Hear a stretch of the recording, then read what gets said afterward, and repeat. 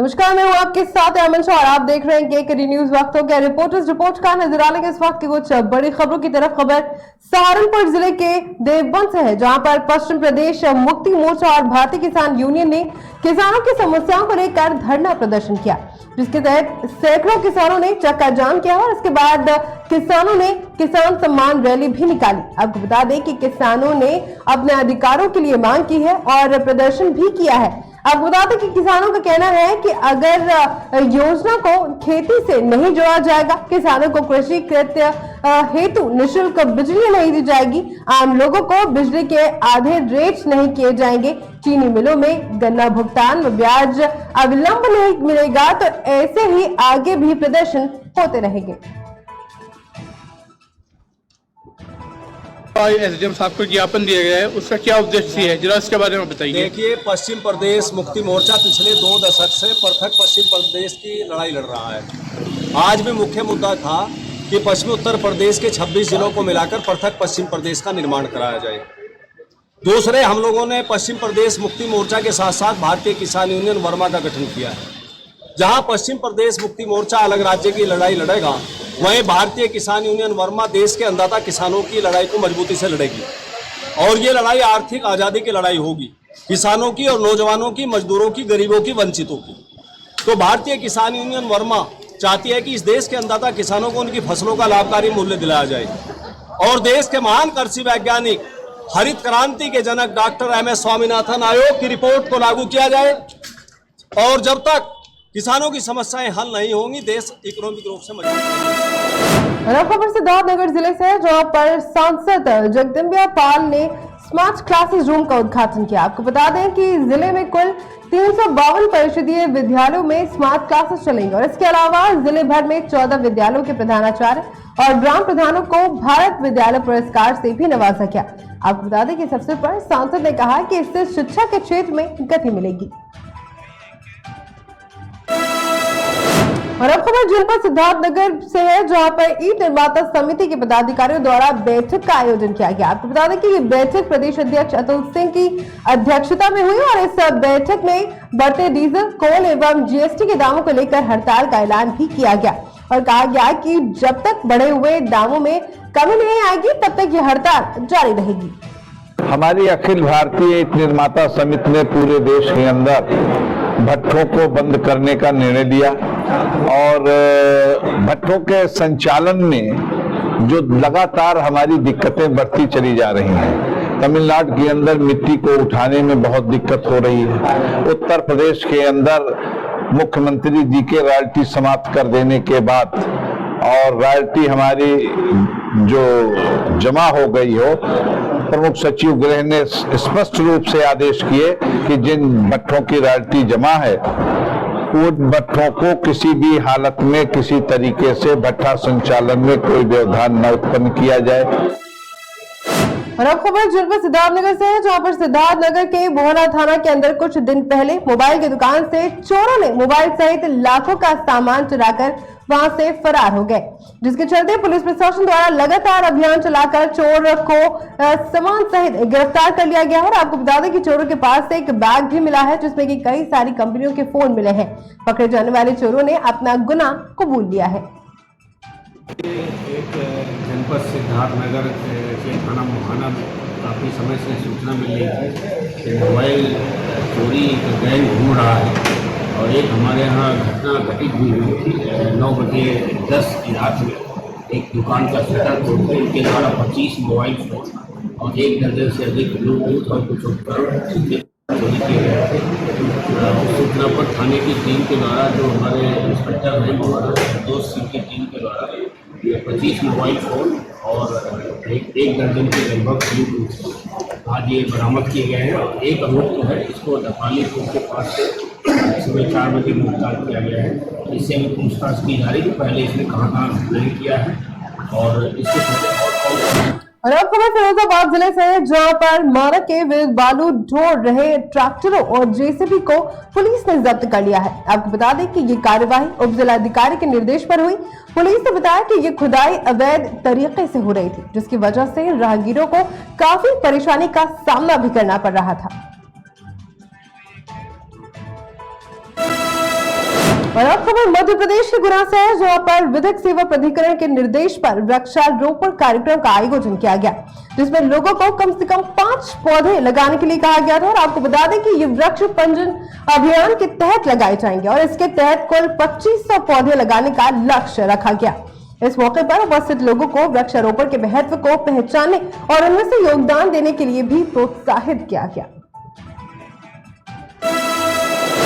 कौशाम्बी जिले में एक शिक्षक का शव रेलवे ट्रैक पर संदिग्ध परिस्थितियों में मिला और इससे पूरे क्षेत्र में सनसनी फैल गई। आपको बता दें कि मृतक शिक्षक की 3 महीने पहले ही शादी हुई थी और परिजनों ने बताया कि मृतक का संतुलन ठीक नहीं चल रहा था, जिसका इलाज भी चल रहा था और बीती रात को घर से बिना बताए गायब हो गया था, जो कि ट्रैक पर मृत पाया गया। आपको बता दें कि घटना की सूचना पर जब पुलिस को दी गई तो पुलिस ने शव को अपने कब्जे में लेकर पोस्टमार्टम के लिए भेज दिया है। और अब खबर बिजनौर जिले से है, जहां पर पुलिस अधीक्षक दिनेश सिंह ने कांवड़ यात्रा को लेकर बिजनौर हरिद्वार बॉर्डर पर सुविधाओं का जायजा लिया। इसके तहत बाढ़ और बचाव के अभियान के बारे में भी जानकारी लिया। और आपको बता दें कि एसपी के निर्देश दिया है कि ड्रोन कैमरे से आने वाले कांवड़ियों के ऊपर नजर रखी जाएगी ताकि किसी भी प्रकार की कोई अनहोनी ना हो सके। और साथ ही साथ एसपी ने बताया कि बॉर्डर पर सीसीटीवी कैमरे भी लगाए गए हैं जो कि निगरानी रख सके। कल से हमारी सावन माह की शुरुआत होने के साथ साथ हमारी कांवड़ यात्राएं शुरू होंगी। हमारी पूरी व्यवस्था और पूरी तैयारी हो चुकी है। रूट डाइवर्जन के लिए हमारी अंतर जनपदीय और अंतर्राज्यीय मतलब हमारी सीमावर्ती जो जनपद हैं उनके साथ और उत्तराखंड के साथ हमारी समन्वय गोष्ठी हो चुकी है और पूरी पॉलिसी जो डाइवर्जन की है वो दिखाई दे चुकी है। 16 तारीख से रूट डाइवर्जन लागू किया जाएगा। हमारा कंट्रोल रूम तैयार हो चुका है। डाइवर्जन पॉइंट से 3 किलोमीटर पहले इंडिकेटर्स होंगे, दूसरा इंडिकेटर 1 किलोमीटर पहले होगा। हमारी पूरी ड्यूटी अलग। और अब खबर गाजियाबाद जिले से, जहां पर पुलिस को एक बड़ी सफलता हाथ लगी है। क्राइम ब्रांच और खबरनगार पुलिस ने संयुक्त कार्यवाही करते हुए अंतर्राज्यीय 2 पहिया वाहन चोरी करने वाले गैंग को 5 वाहन चोरों को गिरफ्तार कर लिया है। आपको बता दें कि पकड़े गए वाहन चोरों में 15,000 का इनामी आकाश भी शामिल है। चोरों की निशानदेही पर पुलिस ने 40 मोटरसाइकिल और 15 मास्टर की बरामद की है। और एसपी ने बताया है कि इन चोरों के नेटवर्क्स कई राज्यों में फैले हुए हैं। हमारी क्राइम ब्रांच ने 2 पहिया वाहन चोरी करने वाले अंतर्राज्यीय गैंग के 5 लोगों को गिरफ्तार किया है, जिनमें से 3 चोरी करते हैं और 2 लोग रिसीवर हैं। इन लोगों से हमको 40 बाइक्स बरामद हुई हैं और 5 इनके पास जो इनकी मास्टर की बोलते हैं जिसको वो हमने बरामद किए हैं। इनके इसमें एक आकाश गिरफ्तार हुआ है जिसके ऊपर 32 मुकदमे दर्ज हैं विभिन्न जगहों से, और रवि गुप्ता इस पर 54 मुकदमे ऑलरेडी दर्ज हैं। और इन्होंने जो नाम बताए हैं, ये लोग पिछले 5-6 सालों से दिल्ली एनसीआर में करीबन 400 से 500 बाइक्स चुराना कबूल कर रहे हैं। ये लोग आगे अपने रिसीवर की ऑन डिमांड बाइक चोरी किया करते थे, रिसीवर को दे देते थे।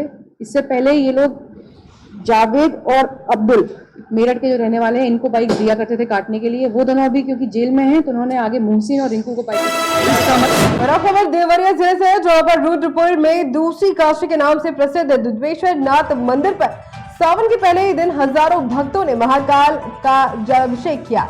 आपको बता दें कि इस दौरान हजारों की तादाद में भक्तों का सैलाब उमड़ पड़ा। आपको बता दें कि इस मंदिर में ऐसी मान्यता है कि महादेव के स्पर्श मात्र से ही भक्त की सारी मनोकामनाएं पूरी हो जाए। इस समय मैं उपस्थित हूँ देवरिया जिले के रुद्रपुर छोटी काशी कहे जाने वाले बाबा दुधेश्वर नाथ के मंदिर पर। आज सावन का पहला दिन है। आप देख सकते हैं कि मंदिर पर कितना श्रद्धालुओं का भीड़ लगा है। सुबह से ही लोग जल लेकर के पैदल आकर के बाबा भोलेनाथ को जो है कि जल चढ़ा रहे हैं। और यह पौराणिक की तस्वीर बाबा दुधेश्वर नाथ मंदिर का उपलिंग में आता है। दूसरी काशी के नाम से प्रसिद्ध है। महाकाल का दूसरा रूप है, जिसकी वजह से बाबा दुधेश्वर नाथ को दूसरी काशी की उपाधि मिली है। आपको बता दें कि इस परिक्षेत्र में बहुत सारे मंदिर हैं जो कि सभी भक्तगण आकर के यहाँ पर दर्शन करते हैं। और 1 महीना तक चलने वाला इस सावन के महीना में बहुत भक्त यहाँ पर बाबा भोलेनाथ का जो है कि यह पूजा अर्चना और मेला लगता है। रुद्रपुर से KKD से राम प्रताप पांडे की क्या मामला है? और अब खबर अमरोहा जिले से सामने आ रही है, जहां पर मनरेगा योजना में कार्य कराने के लिए ले जाते हुए नाबालिग मजदूर के ऊपर ट्रैक्टर का पहिया चढ़ गया, जिसके कारण गंभीर रूप से वो घायल हो गया है। उसे आनंद फानन में नजदीकी अस्पताल में भर्ती कराया गया है, जहां पर उसकी हालत खराब होते देख उसे हायर सेंटर रेफर कर दिया गया है। आपको बता दें कि मनरेगा के तहत वृक्षारोपण का कार्य चल रहा था, जिसमें कि काम करने के लिए वो जा रहा था और घटना के बाद लोगों ने नाराजगी जाहिर की है। क्या मामला है?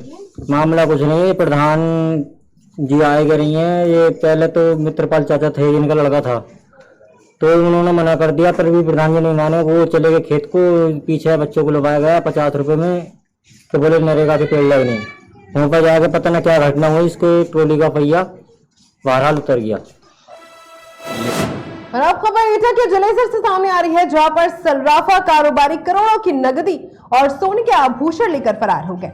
चोरी से परेशान 2 दर्जन से अधिक लोगों ने कोतवाली पहुंचकर सर्राफा कारोबारी के खिलाफ तहरीर दर्ज की है।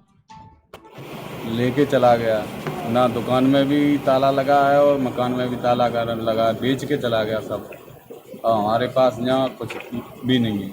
क्या मामला है जलेसर थाने का? मामला सर ऐसा था, हम लोगों ने सभी लोगों ने चीज बंदिश पर रखी थी। कुछ लोग पैसे जमा कर आए थे, मैंने भी पैसे जमा करे थे, लेकिन उन्होंने चीज आज दूंगा कल दूंगा हमें, वो 11 तारीख को यहाँ से फरार हो गया जलेसर से।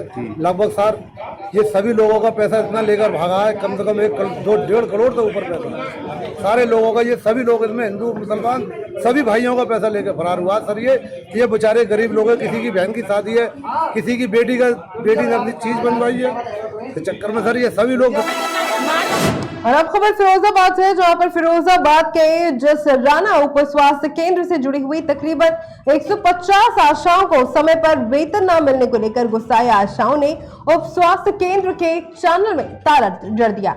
आपको बता दें, इसके बाद उन्होंने जमकर वहां पर विरोध प्रदर्शन भी किया। आशाओं का कहना है कि उन्हें पिछले 6 महीने से वेतन नहीं मिला है और परिवार का भरण पोषण करना अब उनके लिए मुश्किल होता जा रहा है।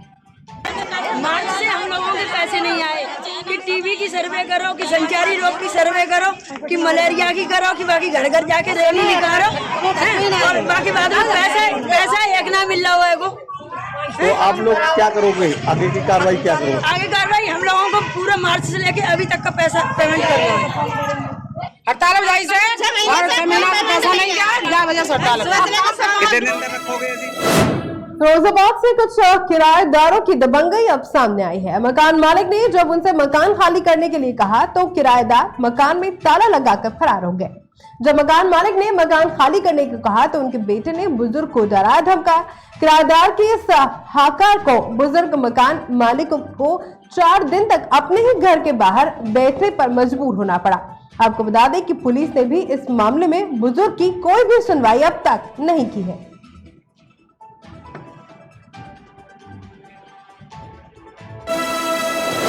सिद्धार्थनगर में दबंगों की हौसले बुलंद होते जा रहे हैं। यहाँ नाबालिग बच्चे के अपहरण और परिजनों को धमकाने का मामला सामने आया है। पीड़ित परिजनों ने 2 युवकों पर घर में घुसकर मारपीट करने, धमकाने और असलहे के जोर पर बेटी के अपहरण का आरोप लगाया है। आपको बता दें कि पुलिस ने मामले में मुकदमा दर्ज करते हुए जांच शुरू कर दी है। फिलहाल बस इतना ही। आप जुड़े रहिए केके न्यूज के साथ।